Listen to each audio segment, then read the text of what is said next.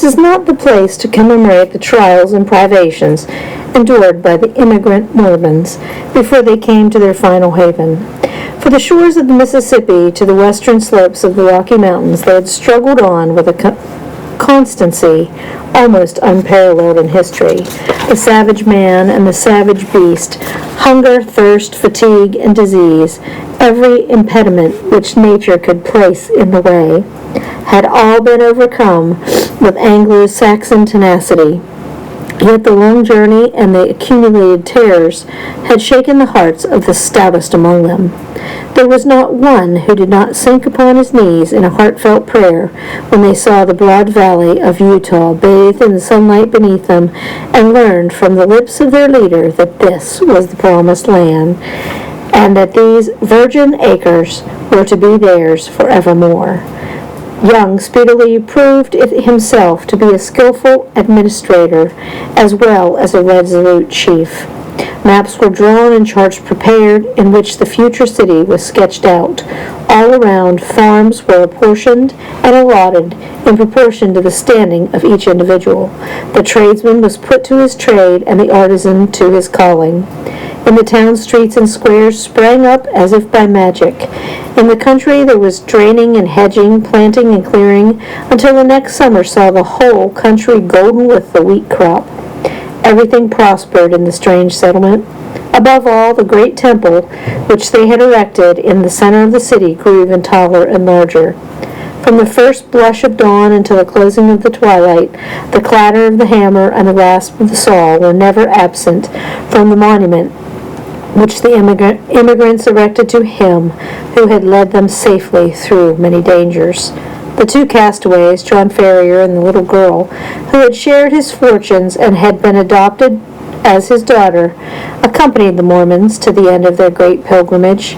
Little Lucy Ferrier was borne along pleasantly enough in Elder Stangerson's wagon, a retreat which she shared with the Mormon's 3 wives and with his son, a headstrong, forward boy of 12.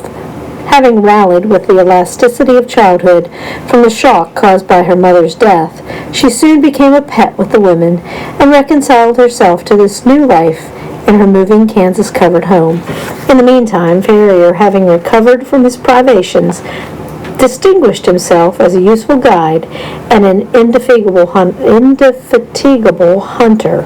So rapidly did he gain the esteem of his new companions that when they reached the end of their wanderings, it was unanimously agreed that he should be provided with a large and as a fertile tract of land as any of the settlers, with the exception of Young himself, and of Stangerson, Campbell, Johnson, and Drebber, who were the 4 principal elders.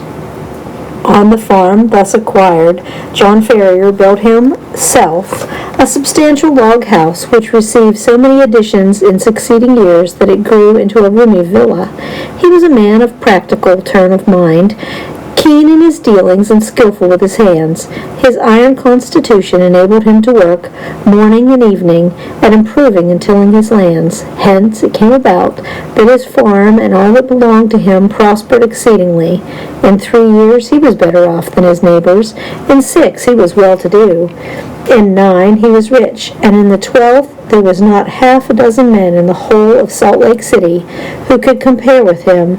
For the great inland sea to the distant Wasatch Mountains, there was no one in which he offended the susceptibilities of his co-religionists. No argument or persuasion could ever induce him to set up a female establishment after the manner of his companions.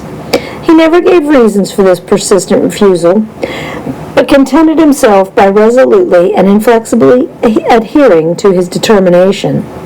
There were some who accused him of lukewarmness in his adopted religion, and others who put it down to greed of wealth and reluctance to incur expense. Others again spoke of some early love affair and of a fair-haired girl who had pined away on the shores of the Atlantic. Whatever the reason, Ferrier remained strictly celibate. In every other aspect, he conformed to the religion of the young settlement and gained the name of being an orthodox and straight-walking man. Lucy Ferrier grew up within the log house, and assisted her adopted father in all his undertakings. The keen air of the mountains and the balsamic odor of the pine trees took the place of nurse and mother to the young girl. As year succeeded to year, she grew taller and stronger, her cheek more ruddy and her step more elastic. Many a wayfarer upon the high road which ran by Ferrier's farm felt long-forgotten thoughts revive in his mind as he watched her lithe, girlish figure tripping through the wheat fields, or met her mounted upon her father's Mustang, and managing it with all the ease and grace of a true child of the West. So the bud blossomed into a flower, and the year which saw her father the richest of the farmers left her as fair a specimen as American girlhood as could be found in the whole Pacific slope. It was not the father, however, who first discovered that the child had developed into the woman. It seldom is in such cases. That mysterious change is too subtle and too gradual to be measured by dates. Least of all does the maiden herself know it until the tone of a voice or the touch of a hand sets her heart thrilling within her, and she learns with a mixture of pride and of fear that a new and a larger nature has awakened within her. There are few who cannot recall the day and remember the one little incident which heralded the dawn of a new life. Ferrier. The occasion was serious enough in itself, apart from its future influence on her destiny and that of many besides. It was a warm June morning, and the Latter-day Saints were as busy as the bees whose hive they have chosen for their emblem. In the fields and in the streets rose the same hum of human industry. Down the dusty high roads defiled long streams of heavily laden mules, all heading to the west, for the gold fever had broken out in California, and the overland route lay through the city of the elect. There, too, were droves of sheep and bullocks coming in from the outlying pasture lands, and trains of tired immigrants, men and horses equally weary of their interminable journey. Through all of this motley assemblage, threading her way with the skill of an accomplished rider, there galloped Lucy Ferrier, her fair face flushed with the exercise and her long chestnut hair floating out behind her. She had a commission from her father in the city and was dashing in as she had done many a time before, with all the fearlessness of youth, thinking only of her task and how it was to be performed. The travel-stained adventurers gazed at her with astonishment, and even the unemotional Indians, journeyed with their peltries, relaxed their accustomed stoicism as they marveled at the beauty of the pale-faced maiden. She had reached the outskirts of the city when she found the one road blocked by a great drove of cattle driven by a half-dozen wild-looking herdsmen from the plains. She endeavored to pass this obstacle by pushing her horse into what appeared to be a gap. Scarcely had she got fairly into it, however, before the beasts closed in behind her, and she found herself completely embedded in the moving stream of fierce-eyed, long-horned bullocks. Accustomed as she was to deal with cattle, she was not alarmed at her situation, but took advantage of every opportunity to urge her horse on in hopes of pushing her way through the cavalcade. Unfortunately, the horns of one of the creatures, either by accident or design, came in violent contact with the flank of the Mustang, and excited it to madness. In an instant it reared up upon its hind legs with a snort of rage, and pranced and tossed in a way that would have unseated any but a skillful rider. The situation was full of peril. Every plunge of the excited horse brought it against the horns again, and goaded it to fresh madness. It was all that the girl could do to keep herself in the saddle. Yet a slip would mean a terrible death under the hoofs of the unwieldy and terrified animals. Unaccustomed to sudden emergencies, her head began to swim, and her grip upon the bridle to relax. Choked by the rising cloud of dust and by the stream from the struggling creatures, she might have abandoned her efforts in despair, but for a kindly voice at her elbow which assured her of assistance. At the same moment, a sinewy brown hand caught the frightened horse by the curb, and forcing a way through the drove, soon brought her to the outskirts. "You're not hurt, I hope, miss," said her preserver respectfully. She looked up at his dark, fierce face and laughed saucily. "I'm awful frightened," she said naively. "Whoever would have thought that Pancho would have been so scared by a lot of cows?" "Thank God you kept your seat," the other said earnestly. He was a tall, savage-looking young fellow, mounted on a powerful roan horse, and clad in the rough dress of a hunter, with a long rifle slung over his shoulders. "I guess you are the daughter of John Ferrier," he remarked. "I saw you ride down from his house. When you see him, ask him if he remembers the Jefferson Hopes of St. Louis. If he's the same Ferrier, my father and he were pretty thick." "Hadn't you better come and ask yourself?" she asked demurely. The young fellow seemed pleased at the suggestion, and his dark eyes sparkled with pleasure. "I'll do so," he said. "We've been in the mountains for 2 months, and are not over and above in visiting condition. He must take us as he finds us." "He has a good deal to thank you for, and so have I," she answered. "He's awful fond of me. If those cows had jumped on me, he'd have never gotten over it." "Neither would I," said her companion. "You? Well, I don't see that it would make much matter to you, anyhow. You ain't even a friend of ours." The young hunter's dark face grew so gloomy over this remark that Lucy Ferrier laughed aloud.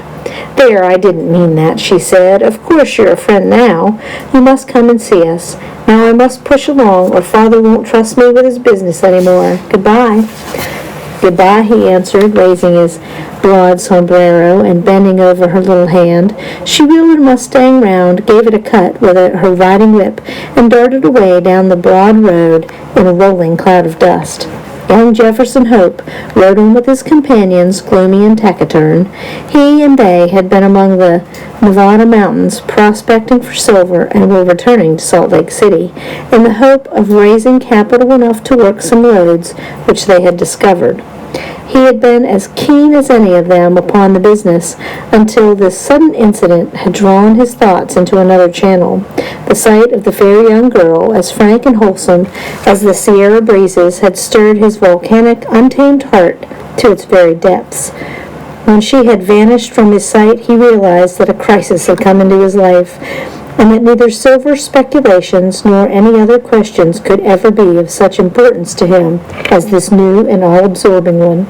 The love which had sprung up in his heart was not the sudden, changeable fancy of a boy, but rather the wild, fierce passion of a man of strong will and imperious temper. He had been accustomed to succeed in all that he undertook. He swore in his heart that he would not fail in this if human effort and human perseverance could render him successful. He called on John Ferrier that night, and many times again, until his face was a familiar one at the farmhouse. John, cooped up in the valley and absorbed in his work, had had little chance of learning the news of the outside world during the last 12 years. All this Jefferson Hope was able to tell him, and in a style which interested Lucy as well as her father. He had been a pioneer in California, and could narrate many a strange tale of fortunes made and fortunes lost in those wild halcyon days. He had been a scout, too, and a trapper, a silver explorer, and a ranchman. Whenever stirring adventures were to be had, Jefferson Hope had been there in search of them. He soon became a favorite with the old farmer, who spoke eloquently of his virtues. On such occasions, Lucy was silent, but her blushing cheek and her bright, happy eyes showed only too clearly that her young heart was no longer her own. Her honest father may not have observed these symptoms, but they were assuredly not thrown away upon the man who had won her affections. One summer evening he came galloping down the road and pulled up at the gate. She was at the doorway and came down to meet him. He threw the bridle over the fence and strode up the pathway. "I'm off, Lucy," he said, taking her 2 hands in his and gazing tenderly down into her face. "I won't ask you to come with me now, but will you be ready to come when I am here again?" "And when will that be?" she asked, blushing and laughing. "A couple months at the outside. I will come and claim you then, my darling. There's no one who can stand between us." "And how about my father?" she asked. "He has given his consent, provided we get These mind's working all right. I have no fear on that head." "Oh, well, of course, if you and Father have arranged it all, there's no more to be said," she whispered, with her cheek against his broad breast. "Thank God," he said hoarsely, stooping and kissing her. "It is settled then. The longer I stay, the harder it will be to go. They are waiting for me at the canyon.